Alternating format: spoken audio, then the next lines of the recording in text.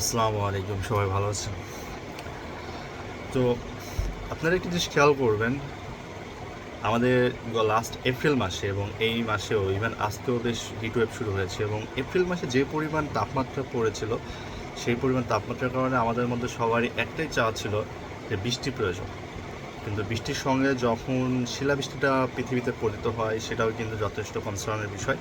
কেননা শিলাবৃষ্টির কারণে আমাদের দেশে ফসলের ব্যাপক ক্ষতি সাধন হয়। সেটা হতে পারে আম, হতে পারে লিচু, হতে পারে ফসলের জমি, ইভেন তামাকের ক্ষেত্রেও জিনিসটা খুবই ক্ষতিকর। যদিও তামাক চাষ করাটা উচিত না, এটা একটা মাদকদ্রব্য। তো শিলাবৃষ্টির কারণে যে জিনিসটা আমাদের মধ্যে ফেস হয়, এটার অন্যতম কারণ হলো এই হিট ওয়েভ বা আমাদের প্রচণ্ড তাপদাহ।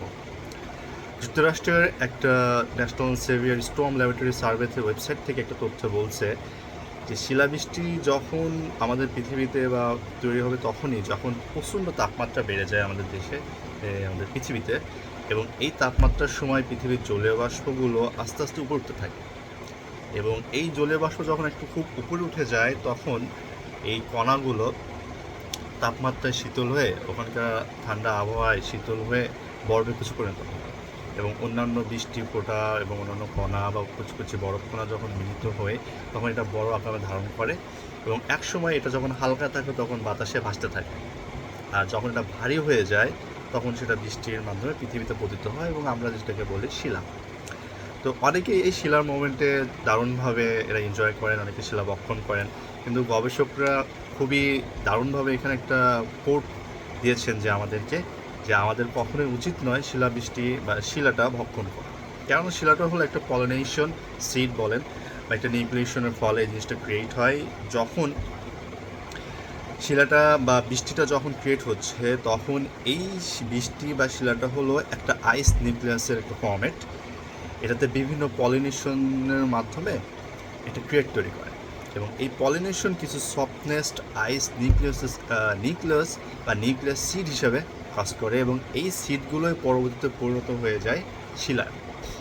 এবং এই শিলাগুলো যখন একটা সারফেস বা ওয়াটার কন্ডেন্স তৈরি করে এবং আশপাশে যেটা ছড়িয়ে যায় এবং আবদ্ধ হয় তখন এইটাকে বা এই পলিনিউক্লিয়েশন সিডটাকে আমরা পরবর্তীতে বলছি শিলা, যেটা আমরা বাস্তবিক অর্থে শিলা হিসাবে দেখি। এবং এই শিলাগুলো বিভিন্ন কেমিক্যাল, বিভিন্ন ম্যাটেরিয়ালসের পার্টিকেল, বিভিন্ন নাইট্রেট সমৃদ্ধ যৌগ বা অন্যান্য ক্ষতিকর যৌগ এই শিলার মধ্যে বা পলিনেশন সিডের মধ্যে ইনজেক্ট করা থাকে এবং এইগুলো যখন ভূপৃষ্ঠের উপরে বা আমাদের পৃথিবীতে পতিত হয় তখন সে যার উপরে পড়ে সেটা যথেষ্ট পরিমাণ আঘাত সৃষ্টি করে, বিশেষ করে ফসলাদির উপরে। আর আমাদের দেশের যে সকল ভাই বা বোনরা আছেন যারা শিলাবৃষ্টিকে দারুণভাবে এনজয় করেন, হৃদয়ের আনন্দ দিয়ে, উল্লাস দিয়ে, তাদের একটা জিনিস খেয়াল রাখা উচিত যে এই শিলাবৃষ্টিটা আমাদের দেহের জন্য আদৌ ক্ষতিকর না।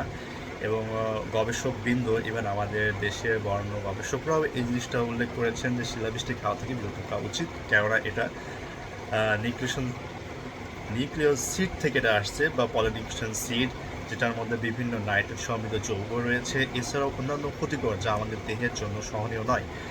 যেটা আমাদের দেহের জন্য সহনীয় না সেটা আমাদেরকে অবশ্যই পান করা উচিত না বা ভক্ষণ করাটা উচিত না।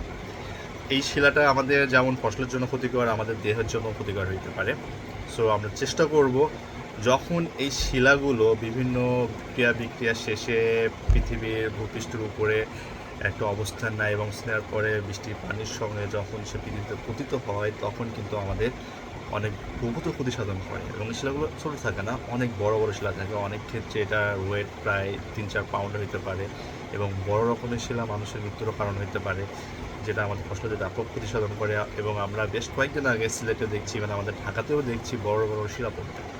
সো এই শিলা যখন আমাদের বাসার বারান্দায় বা ছাদে বা আমাদের প্রত্যহ জীবনের রাস্তায় যখন আমরা দেখতে পাই তখন কিন্তু আমরা অনেকে কৌতূহল বসে আনন্দ বশবর্তী শিলাটা বক্ষণ করি এবং এই শিলা বক্ষণটা আমাদের জন্য ক্ষতিকর। আমাদের বর্ণ গবেষকরা এই বিষয়ে একটু আলোকপাত করেছেন যে শিলাটা যেহেতু পলিনেশন সিড থেকে আসছে এবং এটার মধ্যে বিভিন্ন যৌগ বিদ্যমান থাকছে, নাইট্রেট থাকছে, যেটা আমাদের শরীরের জন্য যথেষ্ট ক্ষতিকারক হতে পারে। আমরা জানি যে একটা পানি পান করার জন্য 40টা ম্যাটার প্রয়োজন। একটা পানিটা পিওর হবে সে 40টা প্যারামিটার লাগে। এই 40টা প্যারামিটারের ক্ষেত্রে শিলা সেটা কিন্তু উত্তরায় না, শিলার ক্ষেত্রে সেটা হয় না। যে কারণে শিলাটা আমাদের ভক্ষণ করা উচিত নয়। সেকেন্ডলি এটা আমরা বলতে পারি এটা বিভিন্ন যৌগ থেকে আসছে, যেমন ক্ষতিকর পদার্থের মধ্যে নাইট্রেট সমৃদ্ধ যৌগ আছে, অন্যান্য কেমিক্যালের পার্টিকেল রয়েছে। আর এছাড়াও শিলা হলো নিজস্ব একটা পলিনেশন সিড, যে সিডটার মধ্যে বিভিন্ন কেমিক্যাল যুক্ত পদার্থ থাকতে পারে যা আমাদের শরীর এবং বডির জন্য যথেষ্ট পরিমাণে ক্ষতিকর।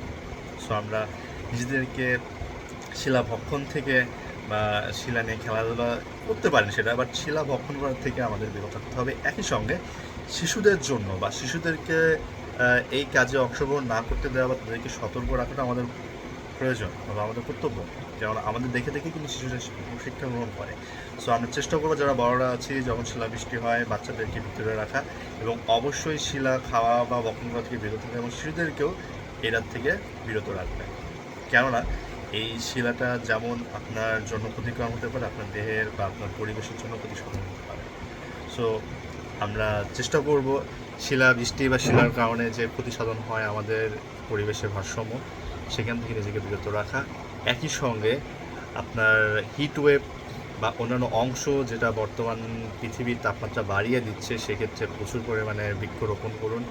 আর আমাদের যে সকল ক্যাপিটালিস্টিক ভাই বা ক্যাপিটালিস্টিক কমিউনিটি রয়েছে যারা আমাদের পাহাড়ের মানে হাজার হাজার একর জায়গা উজাড় করে দিয়ে তাদের রঙের জন্য এক প্রকার পদার্থ তারা এক প্রকার বৃক্ষ তারা রোপণ করছে, যেটা আমাদের পরিবেশের ভারসাম্য রক্ষার্থে যথেষ্ট পরিমাণে বেগ হচ্ছে। সো আপনারা যে এভাবে গাছ কর্তন করবেন না, নিজেকে সাবধান রাখবেন। আর বৃষ্টির সময় বা ঝড়ের সময় নিজেকে আবদ্ধ জায়গায় রাখুন এবং উঁচু জায়গা থেকে নিজেকে বিরত রাখুন। আর অবশ্যই শিলাভক্ষণ থেকে নিজেকে বিরত রাখুন। সবাই ভালো থাকবেন। আসসালামু আলাইকুম।